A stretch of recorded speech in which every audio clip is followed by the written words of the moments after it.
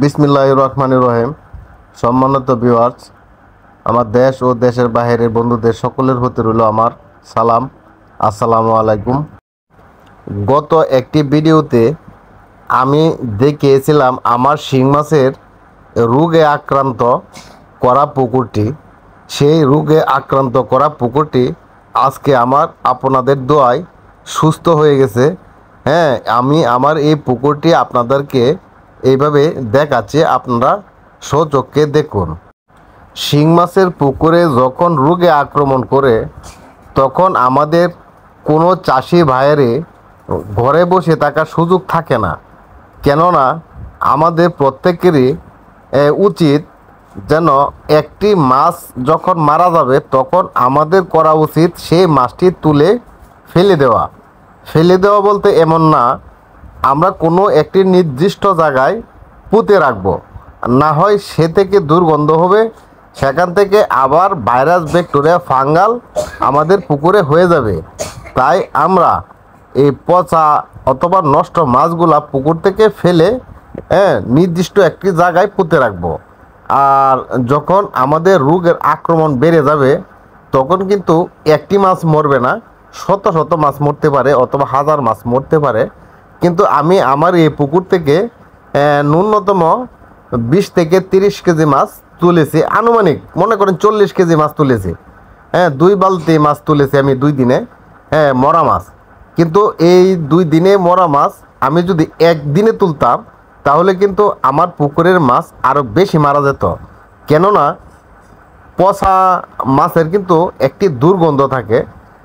মনে করেন 1 মণ মাছ যখন আমার পুকুরে মরে বেঁচে থাকতো তখন আমার এই পুকুরের পানি নষ্ট হয়ে যেত, আমার ফুল পুকুরের পানি দূষিত থাকতো। অক্সিজেনের ঘাটতি থাকতো, অ্যামোনিয়া ভরে যেত।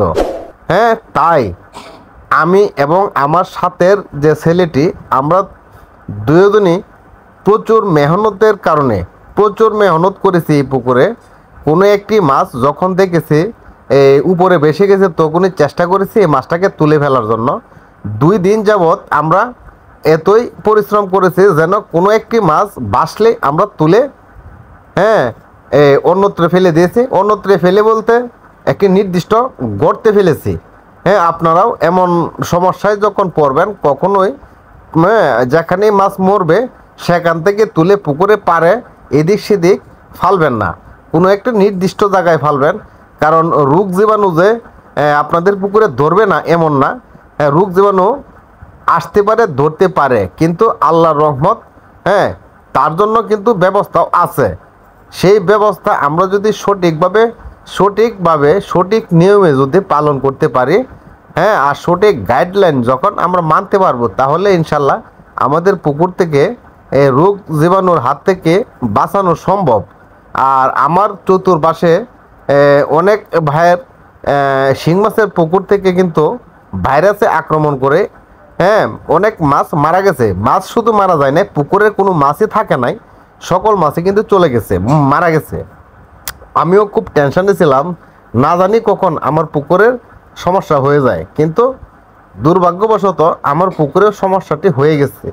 আর যাও সমস্যাটি হয়ে গেল সেটা কিন্তু আমার ভুলের কারণেই হয়ে গেছে। কিন্তু কারণ আমি গত ভিডিওতে কিন্তু আমার এই ভুল কেন হয়েছে এটা কিন্তু বলেছি। আজকে যদি আমি আমার ভুলের কথা বলি তাহলে এই ভুল বলতে যেয়ে আমার এই ফুল ভিডিওটা চলে যাবে। এখন মেহনত এবং পরিশ্রম কি আর কি দিয়ে আমি এই অসুস্থ মাছ সুস্থ করেছি তাও কিন্তু গত ভিডিওতে আমি এটা দেখিয়েছি। আপনারা যেমন আমার শিং মাছকে কিন্তু যে সমস্যাটা দেখা দিয়েছিল সেটা হলো লেজ পচা, থুতনি পচা, মাংসের উপরের অংশে সাদা হয়ে যাওয়া, মানে গর্ত হয়ে যাওয়া, এই ছিল আমার রোগের লক্ষণ। আর এই লক্ষণের হাত থেকে আমার ওষুধ মেডিসিন যা প্রয়োগ করার দরকার ছিল আমি কিন্তু সঠিক নিয়মে সঠিক সময়ে প্রত্যেকটা জিনিসই আমি ব্যবহার করেছি। কিন্তু অতিরিক্ত একটি জিনিস ব্যবহার করেছি, সেটা হলো ফর্মুলার বাইরে, সেটা হলো আপনার সুমিতিয়ন। আমার 40% পুকুরে লাস্ট লাস্টে যখন দেখতেছি একটা দুইটা করে মাছ আবার উপর দিয়ে ভেসে যাচ্ছে, লেল লেল লেল লেল করে চলে পানির উপর দিয়ে, তখন ভাবলাম হ্যাঁ দুইটি সুমেতন মেরে দেই, এ সকল দুর্বল মাছ কেটে যাক অথবা মারা যাক, সুস্থ মাছগুলাই শুধু বেঁচে থাক। তাই আমি আবার দুইটি 200 ml হ্যাঁ 200 ml সুমিতন মারলাম 40% পুকুরে। আর আমার এই সমস্যাটি হয়েছিল কিন্তু হ্যাঁ দুইটি কারণে। একটি কারণ হলো আমি 0.5 খাবার যখন খাওয়াইতেছিলাম একাধারে তখন কোনো সমস্যা ছিল না, পেট পাফা ছিল না, বদ হজম ছিল না। যখন 0.5 খাবার থেকে আমি ঠাস করে 1 মিলি খাবার ধরেছি হ্যাঁ, তখন 2 দিন পরে আমি দেখলাম আমার মাছের পেট ফেঁপে গেছে, পেটে পানি এসে গেছে। এই পেট ফেঁপে যাওয়ার কারণে আজকে আমার মাছের এই সমস্যাটা হয়েছিল।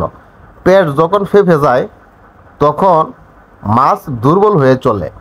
মাছ যখন দুর্বল হয়ে চলে, একটি সুস্থ মাছ যখন দুর্বল হয়ে চলবে, পেট যখন ফেঁপে যাবে তখন সে দুর্বল হয়ে চলবে।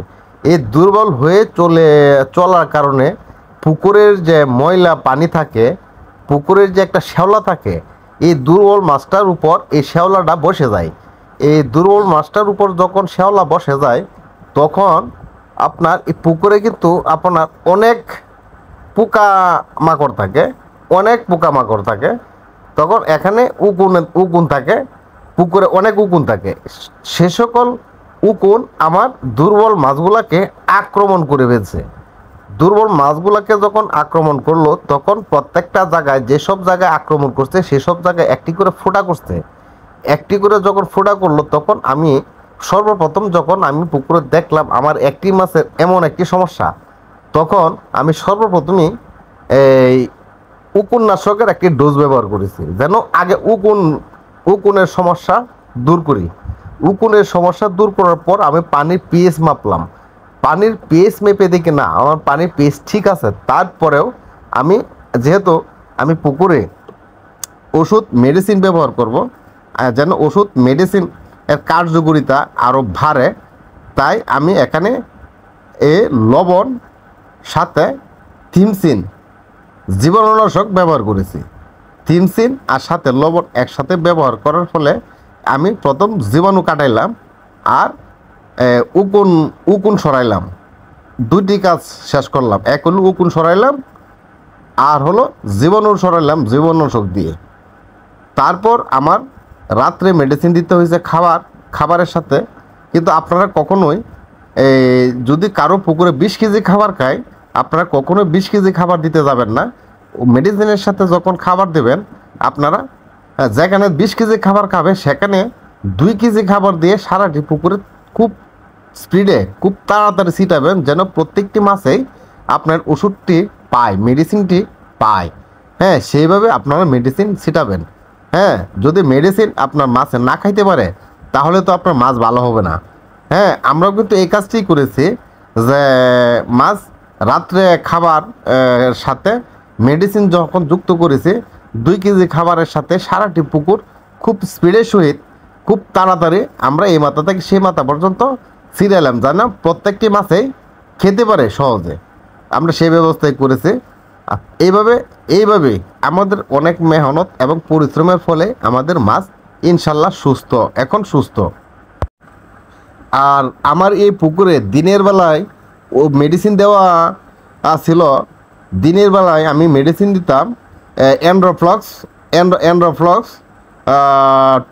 20%। হ্যাঁ, এটি আমি আদা 400 ml দেওয়ার কথা ছিল, আমি 500 ml করে 3 দিন অ্যান্ড্রোফ্লক্স দিয়েছি। হ্যাঁ, এসকেপ কোম্পানির 3 দিন হ্যাঁ দিয়েছি। দেওয়ার কথা ছিল 2 দিন, কিন্তু আমি আরও 1 দিন বেশি দিয়েছি, কারণ আমার মাছ হলো ঘনত্ব। হ্যাঁ, আর মাছ বেশি আর রোগটাও খুব একটা জটিল একটা রোগে ধরে ফেলছে। তাই এখানে কোনো কৃপণতা আমি করি নাই, যদি কোনো এখানে কৃপণতা করতাম তাহলে আজকে আমি আমার মাছ হয়তো বাঁচাইতে পারতাম না। অন্য চাষিদের মতো, আমার পাশের চাষিদের মতো আমার এই মাছ কিন্তু চলে যেত। যাই হোক, আলহামদুলিল্লাহ আপনাদের দোয়ায় আমার মাছ বেঁচে গেছে। আর যখন দেখলাম আমার মাছ সুস্থ হওয়ার লক্ষণে এসে গেছে, তখন কিন্তু আমি আবার একটি অ্যামোনিয়ার ডোজ করে ফেললাম, শুধু অ্যামোনিয়ার ডোজ। হ্যাঁ, জিওলাইট দেয় নাই। হ্যাঁ, কারণ জিওলাইট দিলে মাটি থেকে যে একটা গ্যাস তুলে দিল, হয়তো এই গ্যাসটা মাছে সহ্য করতে পারতো না। তাই আমি শুধু আধা লিটার 500 ml একটা ইউকা মেরে দিয়েছি। হ্যাঁ, এই আধা লিটারের 500 ml একটা ইউকা সিটে ধরে দিয়েছি, যেন পানির এই যে দুর্গন্ধযুক্ত অথবা মাছ মরলে পচলে যে একটা অ্যামোনিয়া তৈরি হয়, যেন এই পুকুরে অ্যামোনিয়াটা যেন না থাকে, যেন মাছ দুর্বল মাছগুলো যেন এই পানিতে সঠিকভাবে থাকতে পারে। তাই আমি অ্যামোনিয়ার একটা ডোজ করেছি। হ্যাঁ, যখন দেখলাম যে না মাছ আবার পুরোপুরি সুস্থ হয়েছে, তখন আবার পুনরায় একটা গ্যাসের ডোজ করেছে। এই যখন একটা গ্যাসের ডোজ করেছে, তখন কিন্তু মাটি থেকেও গ্যাস হ্যাঁ তুলে ফেলেছে। তখন আমি বুঝতে পারছি যে না আমার মাছ এই মাটি থেকে যে গ্যাসটা উঠবে, ওই গ্যাসের এই গ্যাসটা আমার মাছের শরীরে কোনো প্রভাব পড়বে না। তাই আমি জিওলাইট দিয়ে একটি গ্যাসের ডোজ করেছি, একটা গ্যাসের ডোজ সম্পূর্ণ করেছি। হ্যাঁ, সঠিকভাবে আপনারা যখন শিং মাছের যত্ন নেবেন, শিং মাছের যত্ন নেবেন সঠিকভাবে, আপনারা প্রত্যেক দিন পর্যালোচনা করবেন। আর কোনো কিছু সমস্যা হলে এটা কিন্তু আপনারা প্রভাব পাবেন প্রতি রাত্রে যখন আসবেন পুকুর পাড়ে, তখন দেখবেন আপনার কোনো একটি মাছ সমস্যা আছে কি না। যদি দেখেন আপনার মাছের একটি মাছের কোনো সমস্যা, তাহলে আপনারা জলদি চিকিৎসা নেবেন, জলদি ট্রিটমেন্ট নেবেন। এখানে আপনারা যদি সময় নেন, তাহলে কিন্তু আপনার মাছকে যত মেডিসিনে দেন না কেন চেক দিবে না, কিন্তু সময় নিতে পারবেন না। সাথে সাথে ট্রিটমেন্ট করতে হবে। আপনারা যদি সাথে সাথে ট্রিটমেন্ট করতে পারেন, তাহলে ইনশাল্লাহ আপনাদের মাছ ভালো হবে। আমার মাছ যেভাবে ভালো হয়েছে, ঠিক আপনাদের মাছও ঠিক সেভাবে ভালো হবে ইনশাল্লাহ। তাহলে আজকে আমি এখান থেকে বিদায় নিব।